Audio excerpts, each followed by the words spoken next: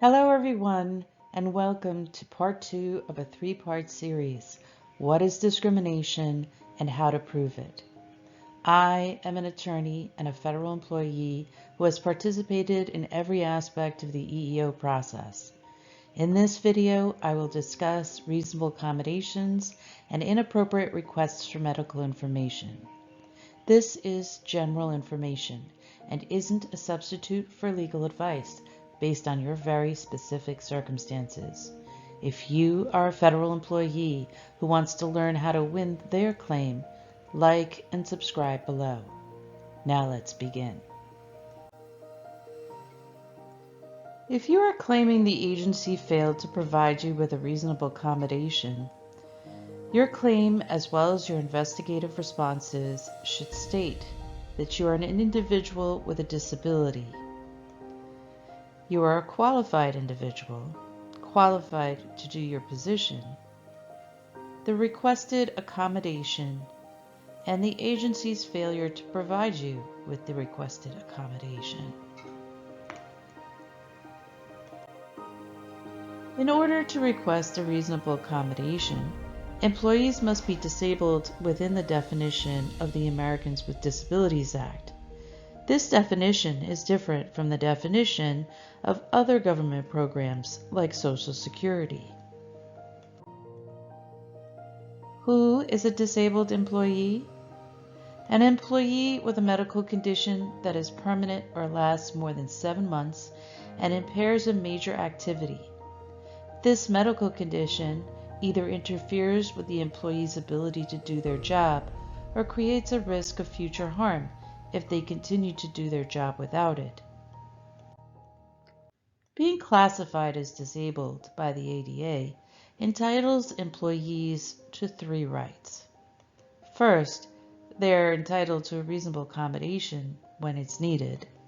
2, they're protected as an employee from inappropriate medical inquiries. And 3, and it prohibits employers from sharing the employee's medical information. Which disabled employees are entitled to a reasonable accommodation? Disabled employees whose medical condition either 1, interferes with their ability to do their job, or 2, creates a risk of harm.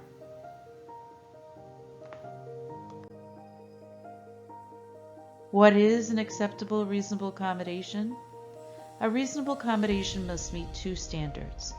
It must allow the employee to fulfill all of the essential functions of their position and/or reduce the risk of harm.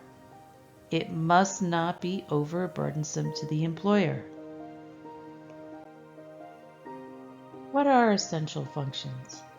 Essential functions of your position are outlined in your specific position description and are in the job elements used to evaluate your performance. Sneaky tricks. Agencies often try to change employee position descriptions after they deny an employee's reasonable accommodation. Agencies assume you will not know the position descriptions are in writing, and any changes must be approved by the Office of Personnel Management. Agencies will often try to resurrect job functions that have been or are being retired. When does the risk of harm require reasonable accommodation? If your disability creates a risk that may cause you, your coworkers, or the agency's property harm, and that risk can be significantly reduced or eliminated with a reasonable accommodation, the agency must provide one. An employee with a hearing loss may not be able to hear a warning on a production floor, causing a risk. However, allowing that employee to use a hearing aid would reduce the risk. The agency would then need to allow that employee to use that hearing aid. Sneaky tricks. Many law enforcement and military organizations like to tell their employees that they are not entitled to reasonable accommodations. This is untrue. They also like to pressure their employees to accept a reasonable accommodation which moves them into a completely different position. While reassignment can happen, it must be a last resort. What are overly burdensome requests?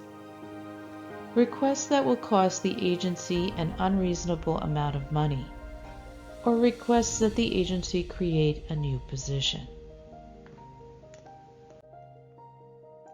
Requesting a reasonable accommodation. There are 3 parts to this process. An employee must ask for a change because of their medical condition.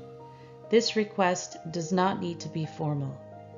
The agency must identify the decision maker, who must discuss the reasonable accommodation requested and potential alternatives with the employee. The agency then has 15 to 30 days to decide whether or not to provide the accommodation. Requests for medical information. Once an employee requests a reasonable accommodation, the agency may ask for medical information to determine whether or not the employee is disabled within the meaning of the ADA. Any additional requests for medical information is illegal. Once an employee has demonstrated that they are disabled within the meaning of the ADA, the agency cannot request any additional medical information. Sneaky tricks. Agencies do not need to understand your medical condition.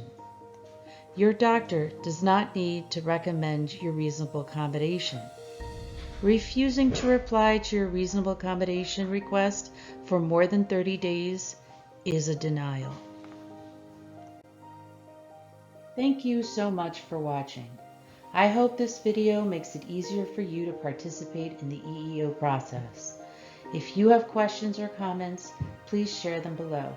If you are new to my channel, don't forget to like and subscribe. Goodbye for now, and I hope you'll join me for my next video.